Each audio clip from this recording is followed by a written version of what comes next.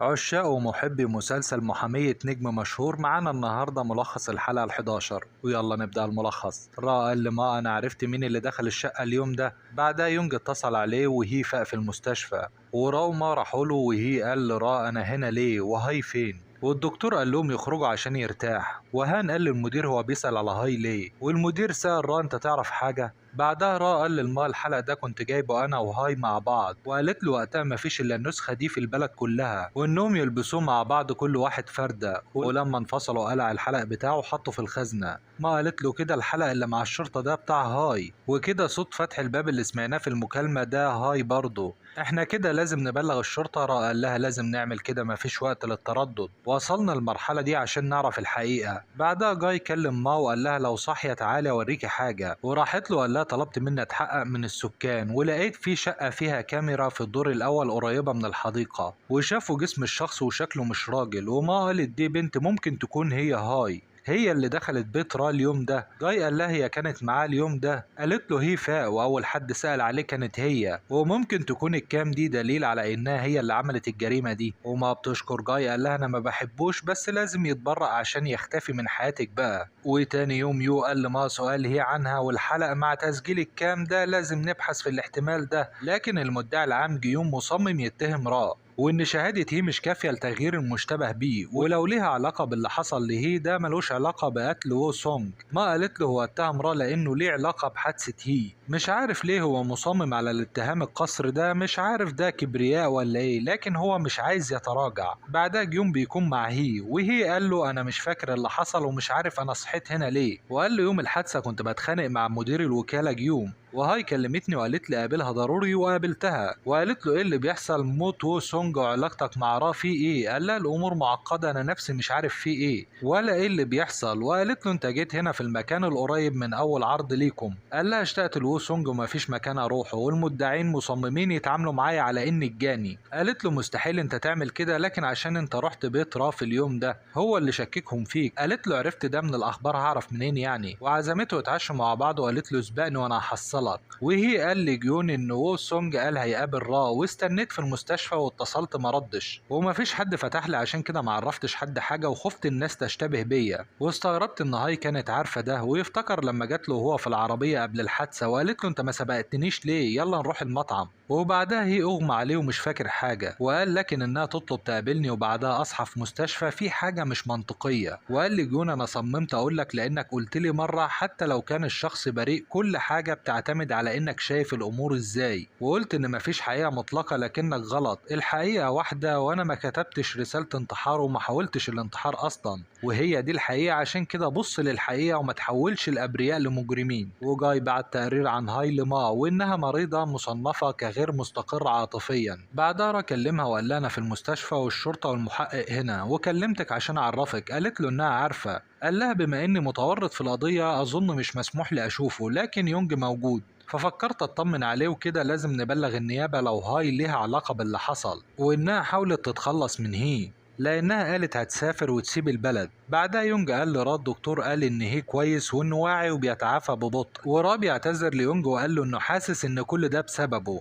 وانه مش بيعمل حاجة غير انه بيضرهم، وقال ما كنتش مدرك صعوبة الموقف معاكم ولا اللي كنت بتمر بيه وانا بعمل الالبوم لوحدي. يونج قال له واحنا مش فاهمين انت بتمر بايه برضه، وهي اكيد حاسس بالاسف ناحيتك، لكن لازم نعرف ايه اللي حصل يومها. لو كان معانا موبايل وو سونج كان بيسجل كل حاجة اصلا، لو لقينا الموبايل ده هنعرف الحقيقة. بعدها جيون بيفكر في كلام هي وانه لازم يحقق مع هاي كويس، وما جات له وادت له المستندات قال لها مفيش حاجة تثبت الموضوع. قالت له سمعت انك قابلت هي وكان قابل هاي قبل الحادثة بتاعته، وكان في صوت للباسورد بتاع شقة را وقت مكالمة المدير وو سونج ده غير الحلقة بتاعها. هل كل ده بالنسبة لك عادي مش غريب؟ قال لا مش شايف حاجة غير عادية. قالت له انت عارف انك ممكن ماشي في طريق غلط، لكن لو دفنت الحقيقة كده هيعيش بريء حياته كلها شايل ذنب جريمة ما عملهاش. انا عارفة الحياة دي كويس، حياة ما تقدرش تعمل فيها حاجة غير انك تتحمل. انت هتكون متقبل نفسك بعد ما تحدف حد في البؤس ده؟ هتقدر تستحمل العبء ده باقي حياتك؟ هاي هتسيب البلد وتمشي ومفيش وقت، انت مش مجبر تعيش زي ابوك.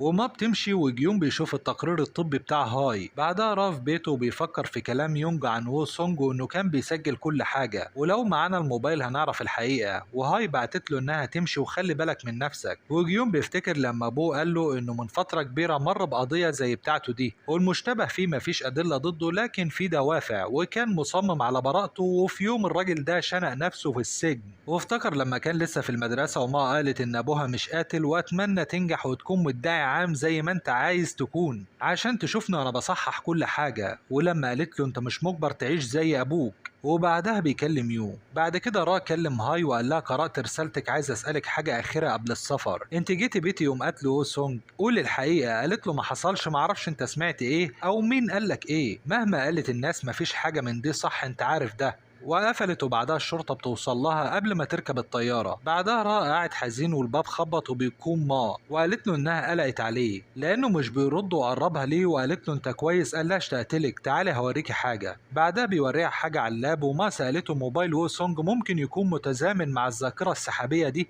قال لها هو اتعود يسجل كل حاجة، وحاولت الدخول على الذاكرة لكن كلمة السر غلط وجربت كتير. بعدها جيون بيحقق مع هاي وسألها كانت فين يوم حادثة هي. قالت له حضرت مناسبة للشركة ورجعت للبيت بعدها، وممكن تتحقق من كاميرات المراقبة. قال لها معايا حاجة أجمل من كاميرات المراقبة، أقوال هي فاق امبارح على فكرة. قالت له مبسوطة بالخبر ده. قال لها هو قال إنه قبلك اليوم ده قبل الحادثة، وشوفي كده الحلق ده فيه منه واحد معاكي وواحد مع راه. وورى لها صورة ليهم هما الاتنين وهما لابسينه. وراه محتفظ بالحلق بتاعه، بتاعك لقيناه عنده على الارض، ممكن تفسير؟ قالت له اديته لرائك يومها اتخانقنا واديته له، انا ما عملتش حاجه، انا بريئه واحسن لك ما كنش القتله. بعدها ابوه جاله وقال له خرج هاي دلوقتي. قال له ما اقدرش اعمل كده دلوقتي، هي مشتبهه رئيسيه في القضيه وعندنا ادله. قال له مش دليل قوي، وقلت لك قبل كده مش بتكسب القضيه بالادله، بتكسبها بالقوه، خرجها فورا. جيون قال له انت عشت حياتك كلها كده بتحمي الحقائق بالقوه، علمني ازاي اتظاهر باني مش شايف الحقيقه واتصرف وكاني مش عارف الحقيقه فين. قال له هتخرج قريب لان مفيش مبررات كافيه لاعتقالها، اللي بتعمله ده مش تحقيق، ده نوبه غضب، ومهما كلف الامر هوقف الخطا الغبي اللي بتعمله ده. قال له يعني هتقف في طريق ابنك عشان تحمي نجاحك؟ فهمت كده، شكرا، دي كانت اخر ذره شك كانت عندي، محيتها دلوقتي. امشي في طريقك وانا همشي في طريقي وهحاربك لاول مره في حياتي. بعدها ما بتدور ورا وو سونج، وواحده من المعجبين قالت لها انه مخبي رساله في لحن اغنيه، وكل لحن بيكون فيه رساله، وبتقعد مع رائع عشان يفكوا الالحان بتاعه الاغاني بتاعته على برنامج لفك الشفرات، وكان لكل البوم شفره. رائع قال لها قصدك ممكن يكون الرقم السري حاجه منهم؟ قالت له ايوه. ورا بيكون مبسوط انه معاها، وقال لها ما كنتش اتخيل ان وو سونج يكون في الموسيقى بتاعته اي شفرات، وان المعجبين يكتشفوا ده جنون. قالت له المعجبين بيحبوا يعرفوا كل حاجه حتى اداء التفاصيل، وما بتكتشف ان اول حرف من كلمات الالبوم بيدي اسم الالبوم اللي هينزل بعده. ورا يفتكر لما وو سونج قال له في البوم هيكون فيه رساله وهيكون اسمه ريمايند، وما بتكتب ريمايند في خانه الرقم السري. وفتح وما فتح التسجيل يوم الحادثه، وبنشوف انه كان قفل المكالمه مع المدير وفتح تسجيل تاني بعد ما شاف هاي على الباب، وكانت بتكتب الرقم السري غلط، وفتح لها ودخلت وقال لها جايه ليه؟ قالت له عشان اشوف رايك. قال لها هو شارب ونايم، انت بتتصرفي كده ليه؟ ابعدي. قالت له انت مين عشان توقفني؟ وضربته بالقلم. قال لها انت عارفه هو عانى قد ايه بسببك والالم اللي سببتيه ليه؟ انت بتكسري الناس ليه مهما ادالك حب؟ عايزه اكتر لانك ما حسيتيش بحب من وانت صغيره. الموضوع انتهى وزي ما قلت لك قبل كده هو نسيكي ومش بيحبك خلاص. اخدت سكينه وقالت طالما كل حاجه انتهت هننهي ده كمان. وهو سونج بيحاول يوقفها ويمنعها من الانتحار، ووقعت عليه والسكينه دخلت فيه ومات.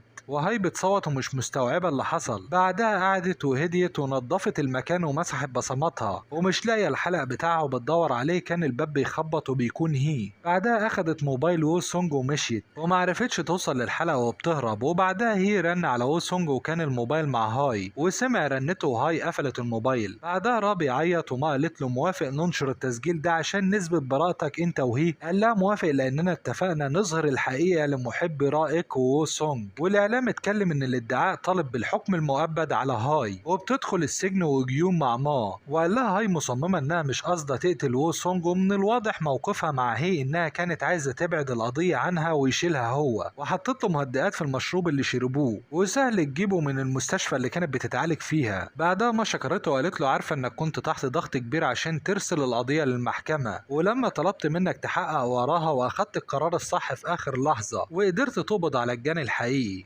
شكرا ليك بجد. قال لها المفروض انا اللي اشكرك، بصراحة القضية دي انا شفت فيها عذاب، ما قدرتش اعترف باحتمال خطأي، لكن لو اتظلم حد بسبب خطأي ده مش هقدر اكمل حياتي، وخفت من ده جدا، وبفضلك قبضنا على الجاني الحقيقي، وانا في الاخبار دلوقتي مدعي عام لامع ومشهور، وده بفضلك برضه، وانا اسف واتمنى قضية ابوكي تظهر الحقيقة بتاعتها قريب. انا قلت اللي عندي كله، همشي واعتني بنفسك. بعدها راو ما بيزوروا قبر وو سونج، وبعد كده را بيزور هاي في السجن، وقالت له انت جاي شمتان فيا؟ قال لا انا جاي اسالك عملت كده ليه، عايز اسمع ده منك. قالت له انا مش مجبره اجاوبك، بس انا عملت كده بسببك، كل ده بسببك، وما سافرتش بعد انفصالنا، اصلا كنت في مستشفى في جناح الطب النفسي، لان حاولت انهي حياتي اكتر من مره بعد انفصالنا، وكنت بشوفك بتغني ومبتسم ولا همك اي حاجه، كنت عايزاك ترجع لي، لو ما رفضتنيش قبلها كنت ما جيتش بيتك، ولو سونج ما كبرش الموضوع كان كل ده ما حصلش، كل ده بسببك. اتمنى ما تنسانيش نهائي وتحلم بيا كل ليله وما تعرفش تنام وتكرهني وتكره نفسك للابد. قال لها مش هضيع وقت في كرهك، بس في حاجه عايز اعرفها لك، ليه اخدت السكينه؟ لو كنت سبتيها مكانها كانت الامور ما وصلتش لكده، اللي انت عملتيه ده مش بدافع حب، وانا جيت لك عشان اقول لك كل ده مش حب، الحب الحقيقي هو تشجيع شخص بغض النظر عن مكانه او هو مين، وانك تقتنع بيه وتتمنى له الخير من كل قلبك والرغبه في سعادته. وخرج ومشي، وما بتبص له بنظره كلها حب. وبعد سنه ما بترجع البيت بسرعه تتابع اخبار جولد بويز اللي بيكونوا في جوله في العالم، وحاليا في نيويورك، والمذيع بيقول لهم يقولوا كلمه لمعجبينهم، ورا بيتمنى للمعجبين السعاده والصحه الجيده، وانهم بيستعدوا دلوقتي عشان يرجعوا في اقرب وقت ممكن، وما مبسوطه بيه جدا.